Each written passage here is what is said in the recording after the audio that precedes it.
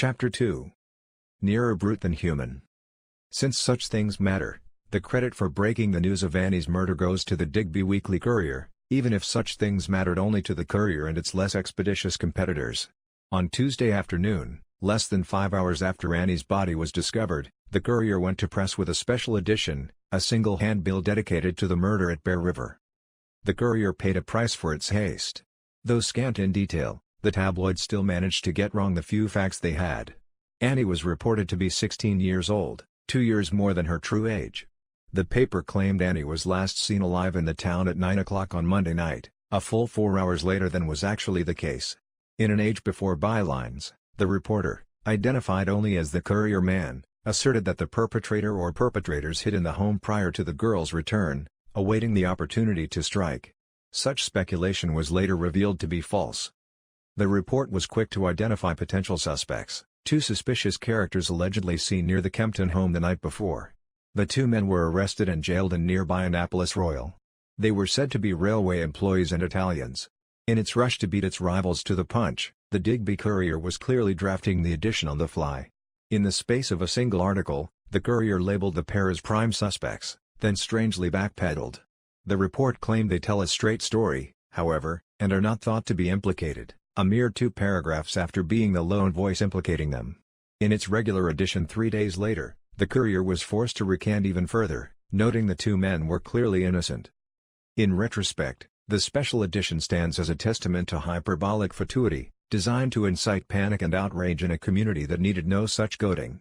Although specifics of the killing remained scarce, the Digby Courier did not shrink from declaring the murder to be one of the most revolting crimes in all Canada, committed by a fiend nearer brute than human.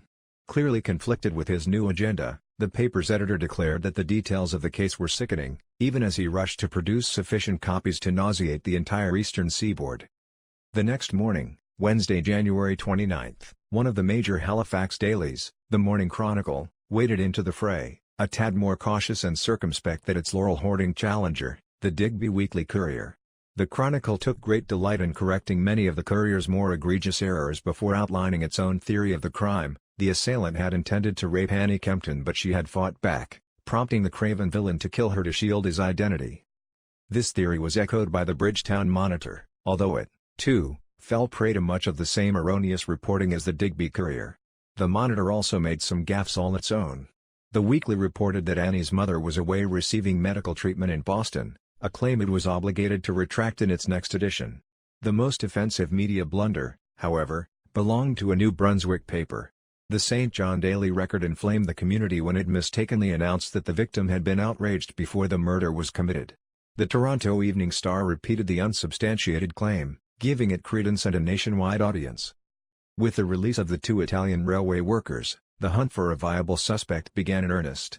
The local constabulary was hamstrung, forced to cool its heels awaiting the arrival of the Halifax detective. That left a killer still at large, still unnamed. The media pundits filled the suspect void with speculation and semantic gymnastics. Unwilling to wait for facts, the Bridgetown Monitor went to press with a cryptic tease, saying only that rumors are afloat as to the identity of the dastardly wretch but no positive clue has yet been discovered, a tantalizingly vague bit of reporting that combined the zest of gossip with the safeguard of equivocation. Having interviewed every last county official and village resident, the Chronicle reporter had clearly heard the same rumors. Less than 12 hours into the criminal investigation, the whispers carried a single name, Peter Wheeler. As a 26-year-old foreigner, Wheeler made a feasible if unlikely suspect. He was a neighbor of the Kemptons, renting a room just down the road for the past 12 years.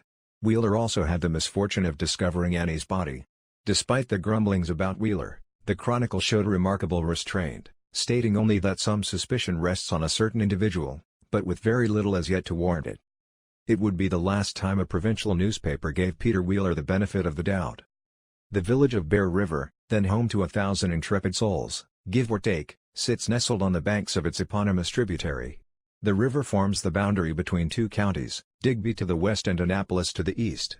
The town's divided loyalties were, and remain, an administrative headache for its populace, a geopolitical quirk that would prove a point of contention in the criminal proceedings to come.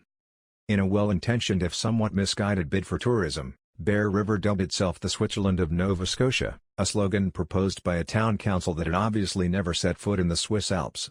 Buttressed by its gently undulating hills, village fortunes rose and fell with the tides.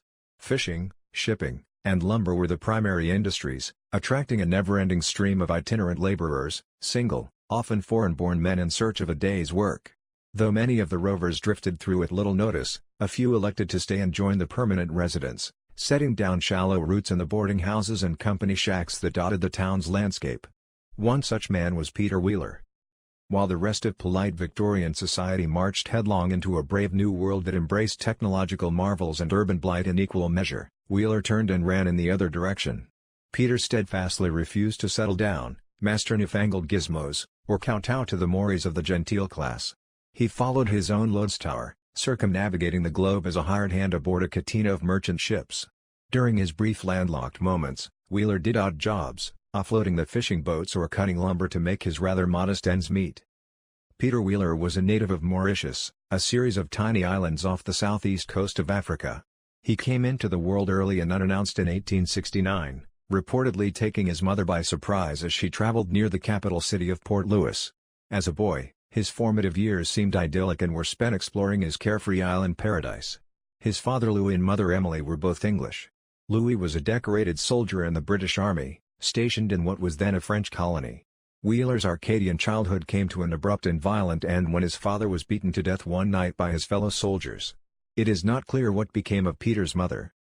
At the tender age of 8, Wheeler left Mauritius, boarding the barkentine Lochiel under the command of his uncle, Captain David Stevenson Wheeler. Peter's recollections of his teen years were vague. He recalled travels through London, France, and Scotland. Indeed, Scotland proved particularly memorable. While there, he was hospitalized for almost 9 months, suffering from an undisclosed ailment. Once released, Peter continued his vagabond ways on the high seas, always paddling his own canoe, as he later told one reporter. As the years passed, Wheeler grew into his inquisitive mind, along with a rather unfortunate eggplant-shaped physique that called unwanted attention to his short stout stature and narrow shoulders.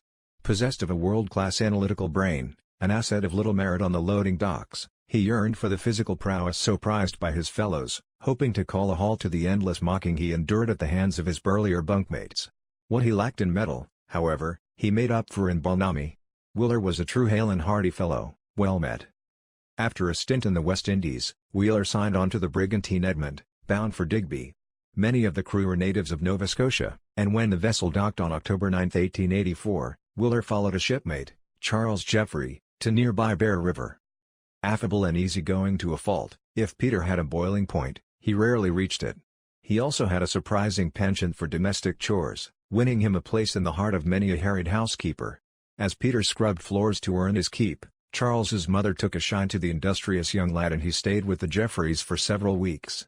To net some much-needed pocket money, Wheeler approached the locals in search of day labor. One of the first to hire him was Annie's father, Isaac Kempton.